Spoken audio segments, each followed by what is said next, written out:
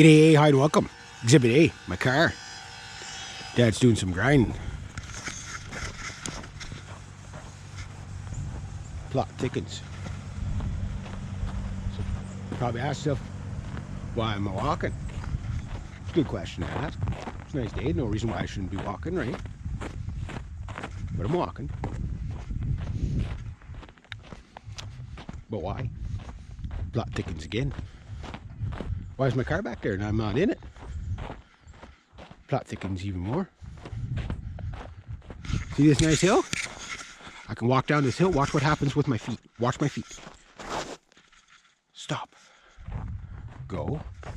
Stop again. I go. Stop. Go. Stop. Go.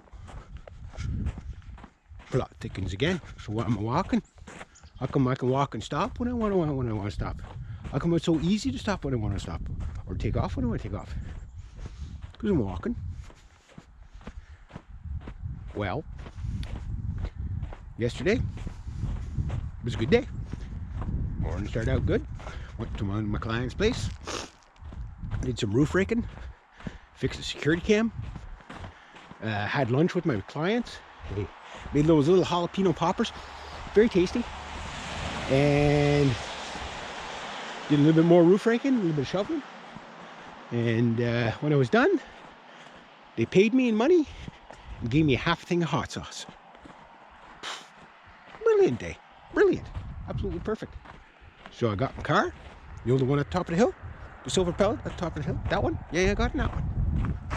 Oh, see how I stop when I want to stop? Right? So anyway, I put the GoPro on, but my battery just died. I put it in drive. I get out onto the highway. Nothing out of the ordinary. Pretty good. So I start heading back towards the town. Not very far out of the town. And I had one client who just dropped me off there now. Came and saw me while I was working at my other clients. Said, "Oh, can you stop at my place before you go home? Because I have a little job for which I just did today, but a little job that has to be done. So a little emergency job for two little doors that got to kind of like get sealed up so that the little critters don't get in on this house, right? No problem. So on my way home, oh yeah, I got to stop for my neighbors like that, you know, when you hit the brakes, or even like that, nice gradual stop. And I pressed my pedal. You know, remember I had that brake job done on my car? Yeah, remember that brake job with the nice new rotors and nice new pads? Yeah. Well, they're still new. They're still working. Problem is my pedal went right to the floor. So I either blew, which I think it's the master cylinder, or the calipers, because according to my aunt, when my cousin had the brake lines done in the front about a year or so ago. Well, mine, you could do the brake lines too. So if it's the calipers, not too bad. I'll be down for a week or two. Pain in the ass, but I can survive it. But if it's the master cylinder and the lines, there's only two lines on there. Shouldn't be too expensive, but a master cylinder can get really expensive really quick. So I don't know if this is the end of the silver pellet. It depends on whether the price to fix the silver pellet is cheaper than buying another silver pellet replacement, right? So we'll see. But yeah, basically my brake, at least I was close to home this time. It's like it gets to the point where when something like that happens, I don't even get like, my pulse doesn't even change. It's, oh, I'm about to die again. I'll be like, if I take the car, have that car taken up to get it done, I'm pretty sure the mechanic, that young guy's going to say, it'll be about the fourth or fifth time, he say, how are you not dead yet? Oh my friggin' long johns are falling down. That's not very polite in polite society to have your long johns falling down. But anyway, yeah, that's why I'm walking. So of course it hits about not even a week from Christmas, or well, a little over a week from Christmas, right when I'm the most broke at the time of the year where my brakes go. But I'm not even mad. I'll be honest with you, I'm not even close to mad. I got a year and a month out of that car for $400 plus $476 worth of tires. And what did I pay? We'll say 400. It wasn't quite 400. It was like 300 and something for the pads and the rotors.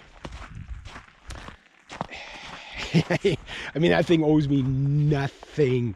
But will I fix it? Well, again, because I still want to do the rear, the whole, like I want to do the entire brake job. So I should have probably had them add the, taking the hit when I had them replace the pads and rotors. I probably should have had them do the calipers too.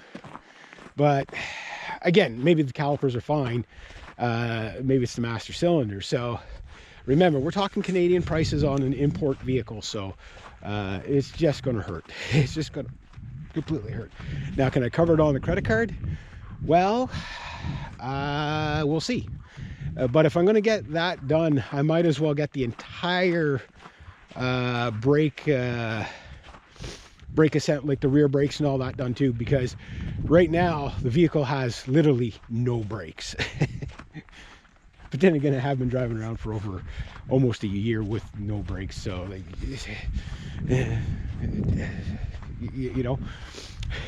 but this time, like, it's like really like no brakes. Like, at least when it was metal on metal, it was, 2 drums metal on metal and 2 pads metal on metal, or 2 metal, what was left of the pads, which was absolutely nothing. Metal on metal, so at least it could Flintstone stop. Right now I can't Flintstone stop, so I have to kind of like just like give it gas here, right? Give it gas here, and then let off the gas about 100 feet from here, and that would bring me almost to a nice gradual turn into the driveway. You just got to be able to judge your speeds really good. So that's what happened there. The only thing that's going to throw me off this week is going to be a little bit tough, because I got to get everybody to come pick me up now, and it's a busy week. And then next week is Christmas, so